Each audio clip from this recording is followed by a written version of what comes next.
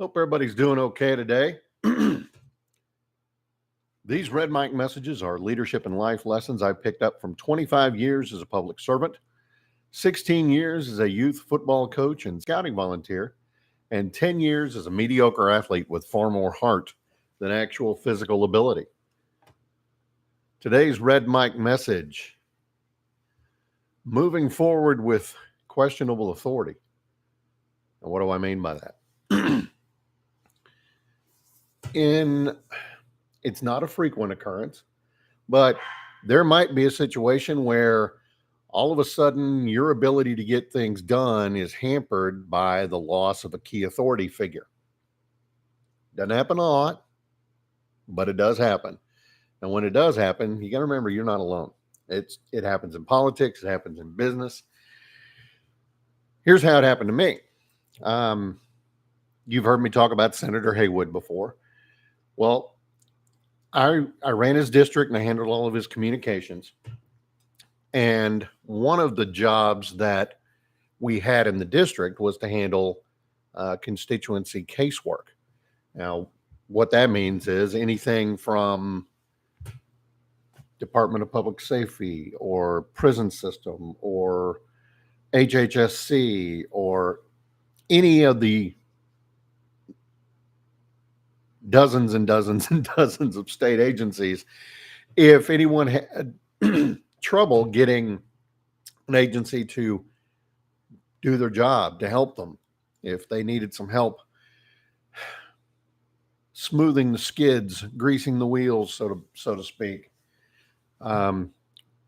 oftentimes their last resort would be to reach out to the senator's office and say, "Hey, I'm having trouble with this. Do you think you guys might be able to help me out?" Well, as you may recall, Senator Haywood passed away while I was working for him. A lot of people might have phoned it in at that point, but I figured, you know what? Part of my job was to try to help our constituents as much. I mean, one of the first things he ever told me was, "Patrick, we are in these jobs because these people voted for me." He said, "We are in these jobs because some people didn't." He said, we should never forget that everybody out there deserves representation. They deserve to have a voice down in Austin fighting for them." So because of that, he told me that his top priority for his district personnel was casework. So I always kept that in mind. And then even after he passed, I was going to do my level best to try to help anybody. I cannot tell you how many members of the Senate pulled me aside at the funeral or, any number of times after that to say, "Hey, if you have any trouble with such and such agency, or if you need any help with any casework, give us a call. We'll help if we can." And there was only one member who actually, I think, meant it. And that member's staff did bend over backwards to help us. Now, their district was in very close proximity to ours.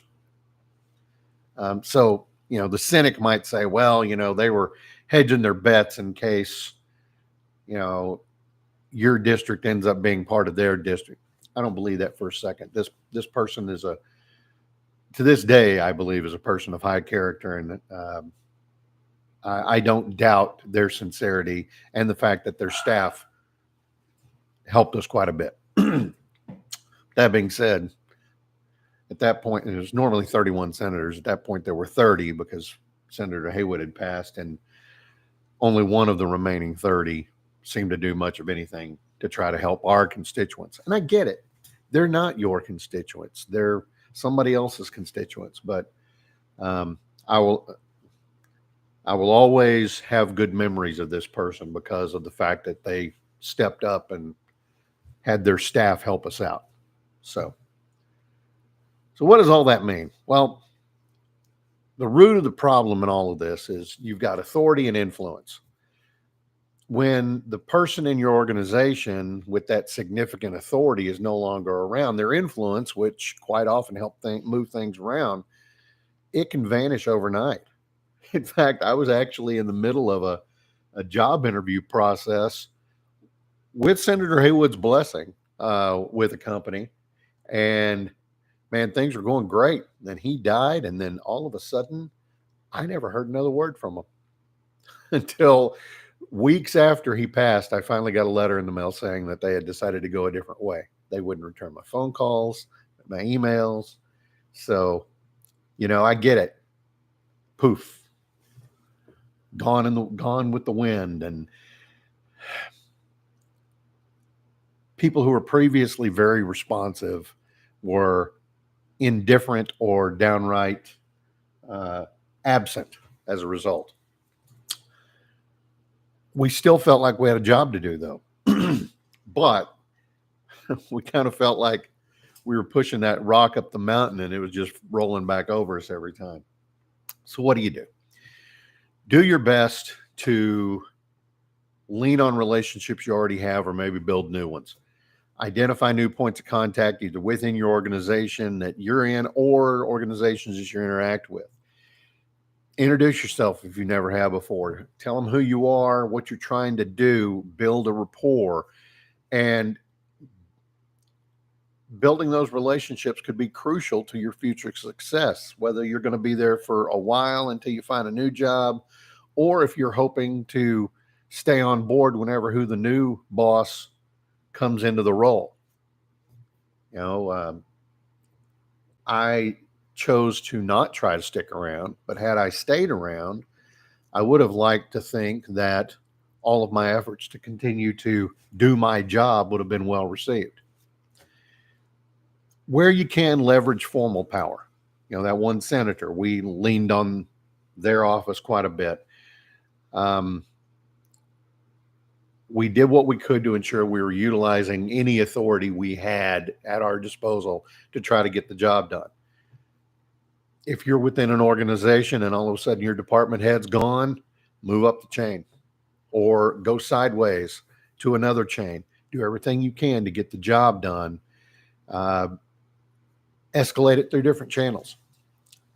Try to get some informal influence going. Sometimes authority doesn't come from titles, but from the relationships you have.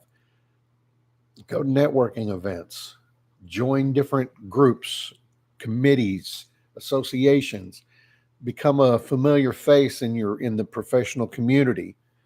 The more people know and trust you, the more likely they are to support you or to help you in any way they can. And then last but not least, try to align your responsibility with the amount of authority that you have. At some point, you might just have to swallow hard and say, you know what? I'm not going to be able to get this done for you. I'm sorry. Maybe you can go to this person at this organization or this person at this business or this person. In my case, I referred a lot of people to house members that were in the same area. Bottom line is losing a key authority figure is incredibly challenging. I don't wish it on anybody, but use it as an opportunity to try to strengthen your own position, strengthen the way people look at you, the way people rely on you, and also the resilience of your organization. If you can build those new relationships, leverage both formal and informal authority, you can regain some momentum and continue to succeed. And don't forget, every challenge is an opportunity for growth and improvement. So take that to heart. It's, it's like the old saying goes, how many times did I fail? When they were talking to Thomas Edison about the light bulb, they asked him, well, how many times did you fail? He said, I didn't fail. I came up with however many numbers it was. He said, I came up with all of these different ways that wouldn't work. And that was part of my process. I had to figure out what wouldn't work before I could figure out what would work. And that's today's Red Mike message. I hope you found it interesting. I hope you found it helpful. I hope you will give me a like, a follow, and a share. I hope you'll come back again tomorrow. Tomorrow, I'll be going back to Mr. Meacham's, some of his 26 points for a positive culture. Didn't want to just hammer you A, B, C, D, and keep going and going. So I would hope that you would join me tomorrow. I don't know how many of those points I'm going to do, but at the very least, it'll be the letter D. Maybe it'll be the letter D and E. We shall see. I appreciate you. Again, please like, follow, and share. And remember, life is short. Drink the bourbon.